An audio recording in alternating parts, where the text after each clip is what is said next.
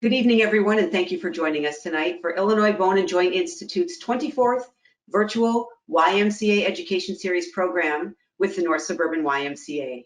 My name is Karen Brownlee, and I'm a personal trainer and the adult program coordinator at the NSYMCA in Northbrook, Illinois. We are recording this evening's presentation so that you'll be able to revisit it again. Please feel free to tell your family and friends about it so that they too can view it on either the IBJI or NSYMCA websites. Dr. Alan League will be hosting tonight's program entitled Achilles Tendon Pain. Did you know that your Achilles tendons are the largest and strongest tendons in your body? Averaging 6 inches in length and nearly 1/4 inch thick, the Achilles tendons are strong enough to withstand the force of up to 1,100 pounds. Getting their name from the mythological Greek hero whose lone weakness was his heel, Achilles tendons attach the calf muscles to the heel bones, enabling us to walk, run, and jump. However, in doing those activities, many people suffer from pain in one or both tendons, our own Achilles heels, so to speak. Therefore, this evening, Dr. League will dive into the causes, diagnosis, and treatment options for Achilles tendon pain. Alan C. League, MD, is a board-certified orthopedic surgeon who specializes in foot and ankle reconstruction. He provides care for the full range of foot and ankle problems. Most patients see Dr. League for the treatment of pain of some kind. Often he can achieve a successful outcome for his patients with non-surgical treatments that other physicians haven't tried. However, when appropriate, Dr. League offers arthroscopy, which is minimally invasive surgery to reduce stress on patients and speed recovery times. And when necessary, patients also enjoy the benefits of the major improvements recently made in the prostheses used for ankle replacement. A former wide receiver for the Northwestern University football team, Dr. League personally experienced orthopedic injuries, which led him to his professional calling. Dr. League has consulted for a medical device company on the design of a new system type of screws for use in foot and ankle surgery. He is a clinical assistant professor of orthopedic surgery at the University of Illinois College of Medicine, where he helps train medical residents. He is also leading a team of residents in a research project examining the biomechanical properties of ankle fixation techniques. Thank you again for joining us this evening, and thank you, Dr. Alan League, for your time and effort in putting together this program to help us understand more about Achilles tendon pain. Now, Dr. League, please take it from here. Today we're going to talk a little bit about the Achilles heel and primarily talk about problems involving the Achilles tendon, which is the most common tendon to give issues in the problems in the foot and ankle. We'll also spend a little time on a couple other tendons. So we'll talk a little bit about the basic science, and then we'll go into detail on the Achilles tendon on different problems that can happen with it. We'll talk about chronic tendonitis. We'll talk about acute ruptures or tears of the Achilles tendon. And then we'll also talk about the kind of tears that are not seen right away and that are chronically torn. And then later on, we'll go into some other problems in tendons around the ankle. There's the peroneal tendons on the outside part of the ankle, and then the posterior tib tendon on the inside part of the ankle. So as an introduction, the Achilles tendon is a very large tendon. It's the most common tendon to give problems in the foot and ankle, but there's a wide spectrum of injury. There are patients who have acute ruptures. These are a couple of professional athletes who have had acute ruptures of their Achilles tendon. And then there are other patients who have more chronic problems that come on over the course of weeks or months, but also involve the Achilles tendon. I've seen patients with acute problems from the age of 16 or 17. I've also seen patients in their 70s or 80s that have torn their Achilles tendon. And young patients and older patients can also have chronic problems with their tendon. So really it can happen to almost anyone. And one thing that's in common with all of these Achilles problems is there is usually no quick fix. Whether it's an acute problem or a chronic problem, it usually takes time, sometimes weeks or even months before you're completely recovered and rehabbed. However, the good thing about Achilles tendon problems is most people do get better. Most people do get back to full activity without pain in their Achilles. And one of the challenges that I have is that no two patients are the exact same. So many patients will come in with the same complaints of pain in a certain area, but each one is a little bit different, and no two people respond the exact same to the different treatments. So that keeps my job exciting and sometimes very frustrating. So the Achilles tendon is the largest tendon in the body, as mentioned by Karen, and it's in the back of the heel and attaches to the heel bone here. It's the most frequently injured tendon in the body, not just in the ankle. The main job of the Achilles tendon and the attached muscles is to push off. So when you're standing on your toes, when you're lifting up, walking tippy-toe, you're using your Achilles tendon. The forces that go through this tendon are significant. 6 to 10 times your body weight is going through this tendon when you're running. And it has the tensile strength that's over 2/3 the strength of bone.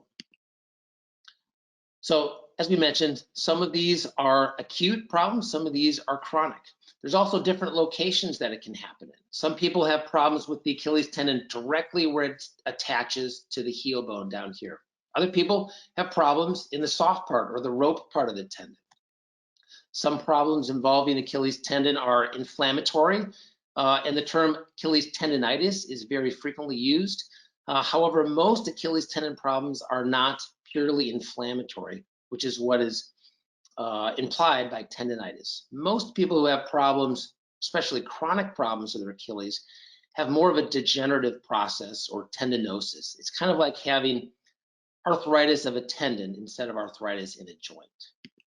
And those are more challenging to treat.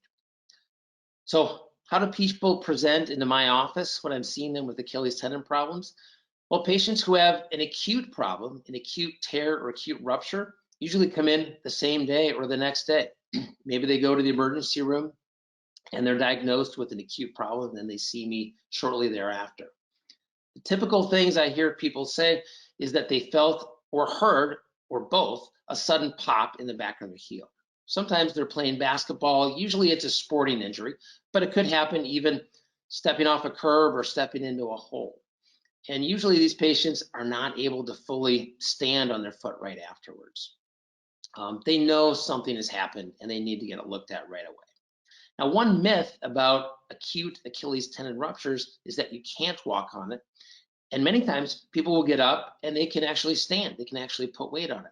Now, they can't lift their heel. They can't push off because the Achilles tendon is torn. But there are cases where people can walk on it and they think they just had a bad sprain and they don't get it looked at right away. So it is important, if you feel or hear a sudden pop or a snap in your Achilles, definitely get it looked at as soon as possible. Occasionally these are missed, and the treatment for a missed Achilles tendon rupture is much more difficult than one that's presented and seen right away. So these are the acute tears. The other side of the coin are patients who have a chronic problem in their Achilles tendon.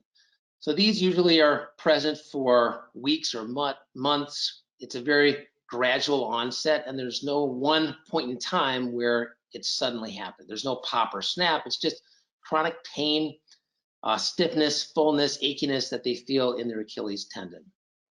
A common complaint is startup pain. So it'll be pain in or around the Achilles when you first stand up, after you've been sitting for a while, after you've been in a car for a while, or when you get out of bed first thing in the morning. We call that startup pain, very typical with Achilles tendon problems. Some of these patients will actually form a lump on the back of their heel, and we'll talk a little bit about that later. This patient has a bump on the back of their heel, right where the Achilles tendon attaches to their heel bone. These problems tend to wax and wane, and sometimes they're very minor, and sometimes people live with this for weeks or months or even longer before it gets bad enough where they need to come in and have it seen by a doctor. Some of these patients will have acute inflammation where it's red, hot, swollen, very tender to the touch, but most of the time it looks kind of like this, and it doesn't look inflamed. It's just tender and sensitive, and it's not a severe presentation. So when you're seen by a doctor for a problem like this, you'll get a thorough history, a thorough physical exam, and then many times imaging is necessary. It's not always needed, but we usually start out with an x-ray, and things that we typically see are a bump in the heel bone. So this is called a Haglund deformity right here. The Achilles tendon attaches across the entire back of the heel. And this is a calcification that's formed within the tendon. And this is common in patients who have degenerative problems in their Achilles tendon. Other tests that are sometimes, but not always needed, are MRIs. MRIs can help in someone with an acute injury to help confirm that they did completely rupture their tendon. It helps tell us where it's torn and helps guide surgery if surgery is needed. In chronic cases, we usually don't need an MRI right away, but if someone's been having this problem for weeks or months, they've tried multiple different treatments and it hasn't gotten better, then MRI can sometimes shed light on what kind of treatment may be helpful. And finally, ultrasound is a relatively newer technique, at least for musculoskeletal use, and this can also help find problems in the Achilles tendon that are sometimes missed with X-ray and with MRI. So what kind of treatment options are there? For the patient that comes in and is having chronic Achilles tendon problems, this is the list of things that we'll typically use. And almost all of these patients will get better, and most of them will never need a surgery for their Achilles tendon problem. The first things that we try might be a boot, like you see here. It might be physical therapy, sometimes orthotics with a heel lift in it, rest, ice can be helpful. Cortisone shots are very controversial when it comes to Achilles tendon problems. It's not uncommon for a patient to come in, have pain in their Achilles, and ask if they can get a cortisone shot there. And the answer, unfortunately, is almost always no. And the reason why is the risk of doing a cortisone shot near the Achilles tendon is very high. So the Achilles tendon, when you're having pain in it, is already in a weakened state. A cortisone shot will probably make it feel better, but the cortisone itself will weaken the tendon even more, and then you're more of a risk for a rupture. And the ruptures are the ones that usually do need a surgery. So there are a few exceptions, but usually we don't do a cortisone shot near or into the Achilles tendon. When these patients are treated with that list of things, they almost always get better, but there's a small fraction that don't. And there's probably about 2 or 3% that won't get better despite 6 to 9 months of all these treatment options. And these are the ones that can have surgery. They don't always choose to do surgery. Some people choose to live with it. But if this is affecting your quality of life, then there are surgery options as well. The surgery is a little different depending on where the Achilles tendon problem is. So in this problem, there's a spur in the back of the heel. That's where the pain is. That's where the Achilles tendon attaches. And that's where we focus the surgery on. So the bone problems, the calcifications here and here and here are one of the contributors to the pain. There's also usually some bursitis, which is the green little bubble here, an area of inflammation. And then there's usually some problem in the tendon itself. The surgery for this is not small. Unfortunately, there are no small surgeries involving the Achilles tendon. And in order to make this pain go away, number one, you have to resect all this abnormal calcification. And in order to do that, you have to actually release the tendon. So you have to detach the tendon from the Achilles before you can take off the bone, and then you repair the tendon back to the back of the bone. So this is an example. This is removing some of the abnormal bone in the back of the heel. This is before the bone was removed. Here is after that abnormal bone was removed, and the Achilles tendon is reattached through these bone anchors right here. This is another example. Abnormal bone was resected. This is what it looks like after resection, and these are these little bone anchors which are used to reattach the Achilles tendon. So it's a very secure fixation.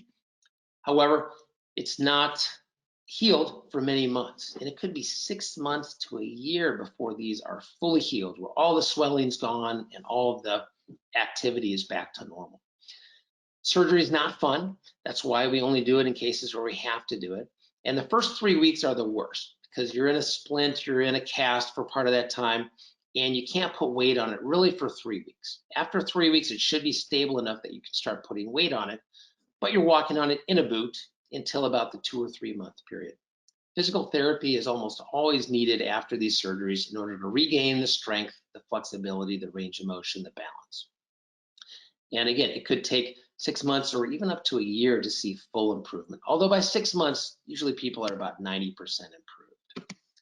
So the second area of the tendon that sometimes needs surgery is not related to the bone at all. So it's in purely the soft tissue part of the the tendon. The tendon is kind of like a rope that attaches the muscle up here to the bone down there. And sometimes the problem is just in the tendon and you don't have to address the bone at all. Typically, there'll be a lump or a thickening in the Achilles tendon that you can kind of see right here. It'll usually be sensitive if you squeeze it, and it may start out as a pain-free lump, and it may take months before it actually starts hurting. The treatment, the non-surgical treatment for this is really the same as the non-surgical treatment for the Achilles problem at the back of the heel. We try the same things. We use physical therapy, heel lifts, night splints to stretch it out, walking boots. And again, most of these people get better. It's a very small percentage that don't get better and ultimately end up deciding to do a surgery for it.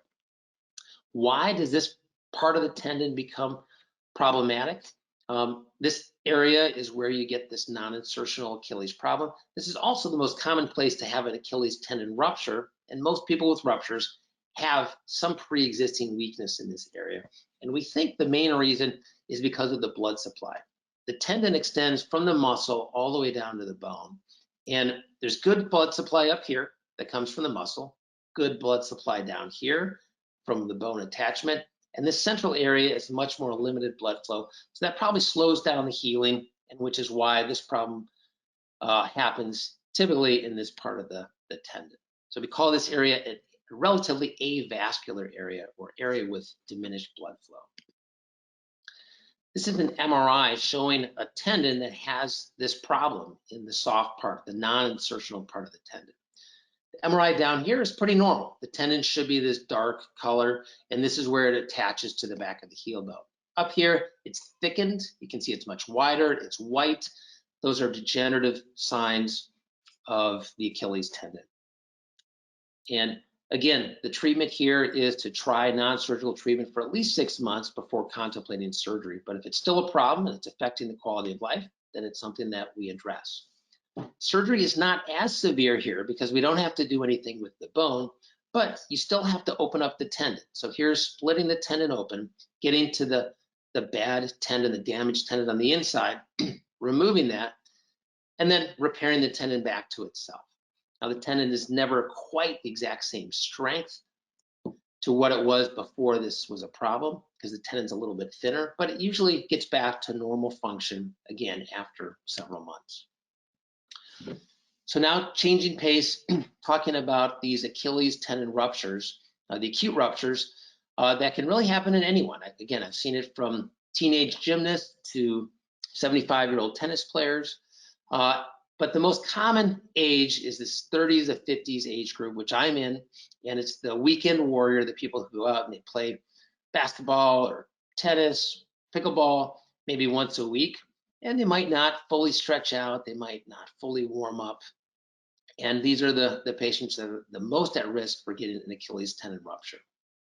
It's usually a non-contact injury, so usually there's no one nearby. You just step down wrong, you push off on it, and you feel this pop or this snap in the back of the heel. You can see video, you can see YouTube videos of people rupturing their tendon in professional athletes, and usually there's no one nearby. They just take a step, and why it tore, we don't know, but that's how it usually happens. When you're examining these patients, it's not always obvious, especially right after it happened. It might not be swollen yet, but when you push on it, you can usually feel a gap. And in this patient, there's a little gap right here. Pushing up here, there's good tendon. Pushing down here, there's good tendon. But in this area, when you push, there's a defect and your finger goes in, and you know that's where the rupture is. The Thompson test is another thing that'll happen in the office, and usually this can tell us pretty much 100% if the Achilles tendon is totally torn or not. And this test usually isn't that painful because you're not squeezing directly where the tear is. And in this case, you're lying on your belly, you have your knees flexed 90 degrees so that your feet are going up toward the ceiling. And on the uninjured side, the toes are pointing toward the ceiling. The foot is pointing plantarly because of tension from the intact Achilles. On this side, the Achilles tendon is torn, so the foot is sagging down like that. And on this image, this examiner is squeezing the muscle here, confirming that the foot is not moving, it's not bending when you're squeezing it. So that means that the Achilles tendon is completely torn. So Achilles tendon ruptures don't always need surgery, but for most young and middle-aged patients who are active and want to get back to their full activity, it's usually the treatment of choice. There are several studies out there that show that you can have similar results with non-operative treatment. However, in those patients, you usually have to catch it immediately. You have to mobilize it right away, because even a couple days later, the gap in the tendon is too wide where I don't have full faith that it's going to heal normally and heal as good as with the surgery. The goal of treatment is to have the Achilles tendon heal in the proper position. And if the Achilles tendon is torn and it separates like that, really the only way to get it back together is to do a surgery and pull it back together. So the muscle and the tendon are back where they're supposed to be, and so that you can get back to normal activity. Some patients are not great surgical candidates, and sometimes older patients or patients who have comorbidities such as diabetes, smokers, vascular disease, heart conditions, these patients, maybe the risk of surgery is too high, and these are patients that we may be more likely to offer non-surgical options for. What does an Achilles tendon rupture look like? It does not look like this drawing on the left, where there's just a clean cut all the way through it. Usually looks more like this, where the tendon kind of explodes and you have like these horsetail ends, and these, it's like the tendon is like a rope, and if you put a firework in the middle of the rope, it kind of blows it up, and that's kind of what it looks like typically. I did have one patient recently, a hockey player, who got his Achilles cut actually by an opponent's hockey skate, and his actually did look like this because it was a clean cut, but that's the exception. But this is a good drawing of how we repair the tendon. So we put sutures on both ends, and we get a good grip with those sutures. We pull it together back where it's meant to be, and then we tie knots there and hold it together. It's a relatively simple surgery, at least from a theoretical standpoint, although there are many tricks to make it easier. This is another image where these are sutures in the upper part of the tendon. These are sutures in the bottom part of the tendon. Here they're crossed together, knots are tied, and it ends up back the way it's supposed to be. So the tendon repairs are very good and secure, but it does still take time for these to heal. And just like the other surgeries we talked about, it typically takes 9 to 12 months for most of these patients to get back to full activity and full sport. The hardest part of the recovery is the first 2 or 3 weeks, when we usually don't let people walk on it at all. We don't want it to stretch out. We want it to heal correctly. There's usually weight bearing in a boot from about the 3-week period until 8 weeks. And 8 weeks is the earliest that we have people try to walk outside the boot, for fear that if you do it before then, the repair will just stretch out a little bit. So physical therapy is always needed on Achilles tendon repairs, and it helps safely rehab as fast as possible so that people can get back as fast as possible. And usually by 6 months, people feel about 90% back to normal, but for full recovery, again, it's that 9 to 12 month period. And Achilles tendon ruptures are fairly simple to repair if they're caught immediately. And most of them are caught immediately, but some studies show that up to a quarter of these might be missed. So a patient might go to the ER, be evaluated, and they get an X-ray. X-ray is normal, and they might be diagnosed with an ankle sprain when they actually had an acute Achilles tendon rupture. So if these are caught quickly, usually within the first 4 weeks or so, the repair is relatively straightforward. But cases that are missed and it's more than a month, 2 months, 3 months, you just can't get the ends of the tendon back together. The muscle scars down and it loses its flexibility. And then you have to do other tricks to try to get them reattached. You can do tendon transfers, but the results just aren't as good. So the earlier you get this surgery, as long as it's within the first 2 to 4 weeks, the results are usually good. So now we're going to switch to other tendons. So on the Achilles tendon is the big tendon on the back of the ankle, the back of the heel. The 2 tendons on the outside part of the ankle are called the peroneal tendons. And there's various problems that can happen with them that we'll talk about here. Most of these do not require surgery, but occasionally they do, and we'll talk a little more detail about that. So the peroneal muscles are on the outside part of the leg. going from the knee all the way down to the ankle. And at the ankle level, both of the tendons wrap around the bone, the outside bone of the ankle, and attach to the foot. So this is the outside part of the ankle. Two tendons come down, wrap around, and attach to the foot. And what I've highlighted here is this flap of tissue here is an important part of the peroneal tendons and helps hold these tendons in their groove. When this tears, these tendons can pop out of their groove, and then that can cause problems. And that's one of the things we sometimes have to do, is to repair that when it's torn.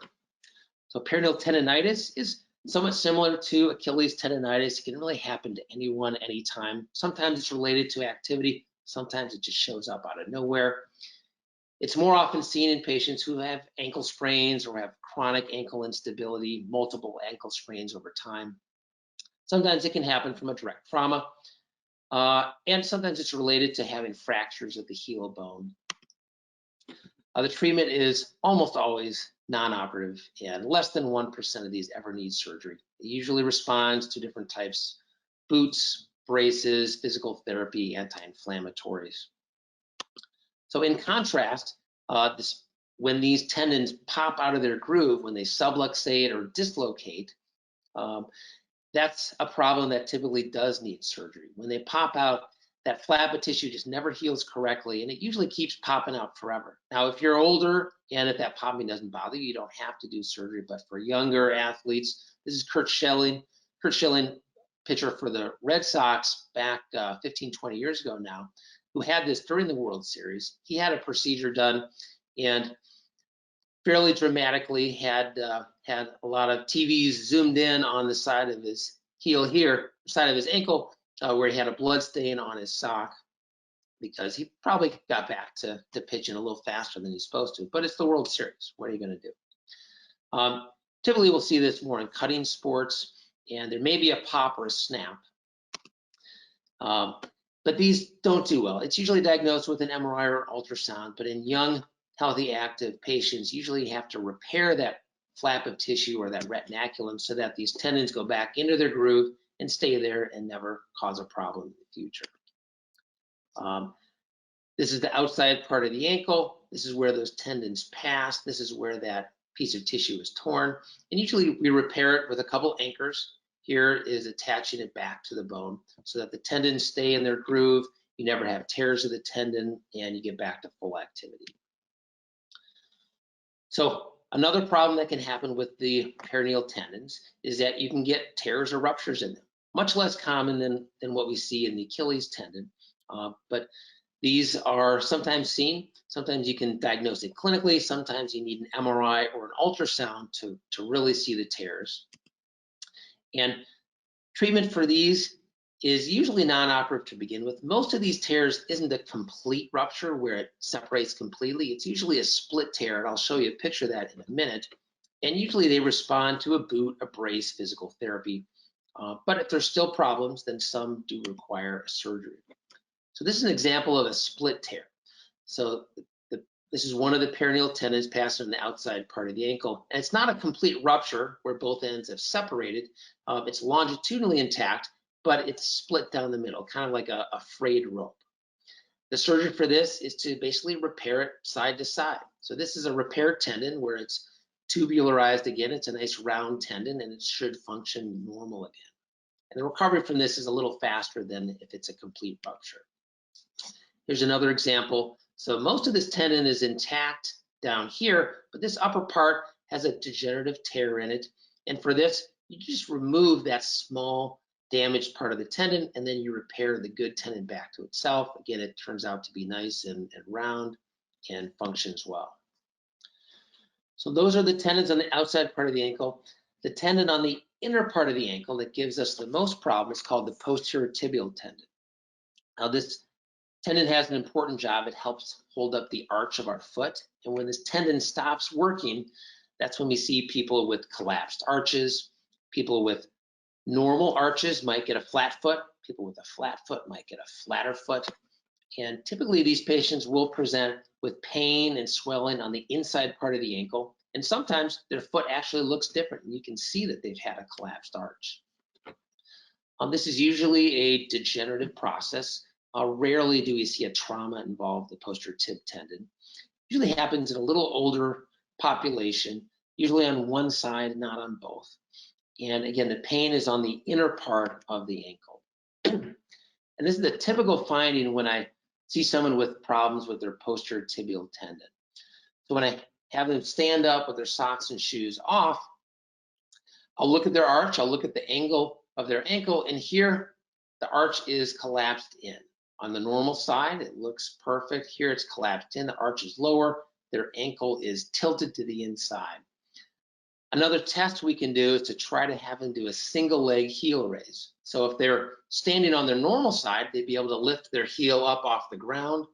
But here, usually there's not enough strength to lift it up, and that helps confirm a problem of this posterior tibial tendon. Again, most of people with this chronic condition will get better without needing a surgery. And there's different types of boots, braces, orthotics that we can use for it. Anti-inflammatories might help. Physical therapy is usually very helpful with this. And the typical type of insert that we use, whether it's over-the-counter or custom orthotic, is some sort of an arch to help build up the arch so that the tendon doesn't have to do as much work. This is an example of a type of an insert or a brace that are sometimes used to help these. And at least 90% of these patients get better and never need to have a surgery. The group that do need surgery, however, is in for a long recovery, just like the other surgeries we talked about. There are no quick fixes here in the foot and the ankle, and the recovery is pretty serious.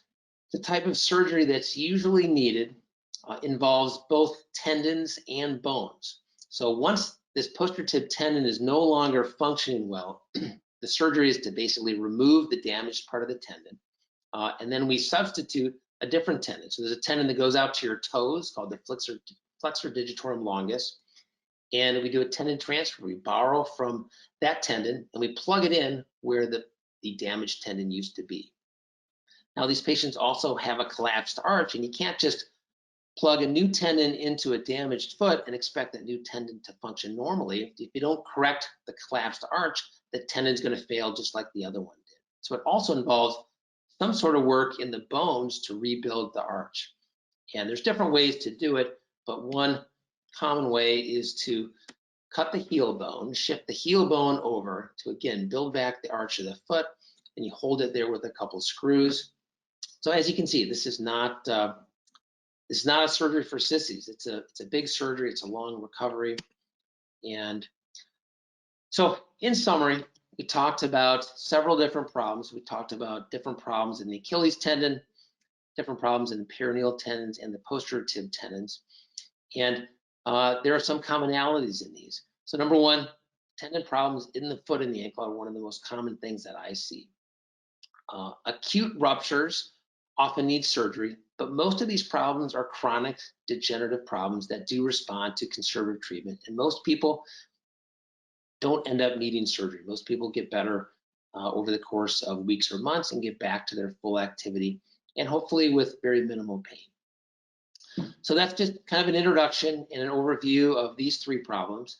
Hopefully there are some questions that have come up, and I think Karen is going to go through some of them now. Yes, hi. Yes, I am. Interestingly, you answered a bunch of them throughout your presentation. So, we had one that came in beforehand, then it was about the insertional Achilles tendonitis, which you addressed, so thank you. Suzanne asks, I'm not sure if I'm experiencing Achilles tendon pain. It seems to be a random occurrence and is a burning or extreme stretch sensation on the outer area of my ankle. What type of test would show what's going on in that area? She asked particularly about ultrasound, but she's wondering what type of testing would be done to figure out what's going on. Yeah, so occasional achy burning type pain is consistent with tendon problems. If it's the outside part of the ankle, I would say the more likely tendons would be the peroneal tendons that I talked about a little bit there. But really the best test is a physical examination. So seeing someone who specializes in foot and ankle and getting a thorough examination, usually we can tell just by pushing on it. We'll push on where the pain is. We'll look at the strength, flexibility, range of motion, and usually we can make the diagnosis with that. Now, x-rays are usually obtained as well because sometimes there'll be a problem in the bone that you can only see on the x-ray. But say most often in problems like this, it's a physical exam, it's a history, it's an x-ray, and most people don't require MRI or ultrasound. But those are tests that are at our disposal, and we can certainly get them whenever we want. Great, thank you. Okay, here's another one. When is it a problem when the Achilles, let's see, when is it a problem where the Achilles tendon attaches to the bone? Oh, okay, now I get it. When someone's Achilles tendon is attaching improperly to the bone, would a compression stocking help? Compression stocking really does one thing. It like its name implies, it gives compression. So it usually helps with swelling. That's the main reason that I recommend compression stockings, to help with swelling. Now, sometimes by reducing swelling, it can reduce pain. Mechanically, a compression stocking won't do much to the tendon itself. So when you're walking, that you still have the same forces going through the tendon, but compression stockings are very low risk, very easy, simple, straightforward. I've worn them in the past, and it's easy to try. And if it's feeling better, then go for it. If you try that and you're still having issues, then we can try other things too. Great, thank you. Sally asks, can you have a Haglund's deformity without there being any involvement of the Achilles tendon? And should a Haglund's deformity be treated if the train is only sporadic? Will it get worse if left untreated? So yes, Haglund deformities are most often associated with problems of the Achilles tendon. But there are many people who have Haglund deformities and never get pain in them their whole life. So the only time we pay attention to them is when there's pain in the back of the heel. And usually the problem is related to the Haglund deformity and the Achilles tendon. But there are cases where the problem is just in the Haglund bump and the Achilles tendon is completely normal. And usually the x-ray will show no calcification at the attachment of the Achilles. And an MRI will be, or an ultrasound will be normal of the tendon. And then we know that we only have to address the Haglund deformity, which can be done with an arthroscopic procedure. So the recovery would be a little bit faster. So it's not a common scenario, but it is something that we see occasionally. Fair enough. All right, you answered all the questions, Dr. League, and your presentation was phenomenal. Thank you so much for your time and effort in putting it together. Thank you everyone for joining us tonight. Have a great evening, and I hope everybody learned a little bit or a lot about Achilles tendon pain.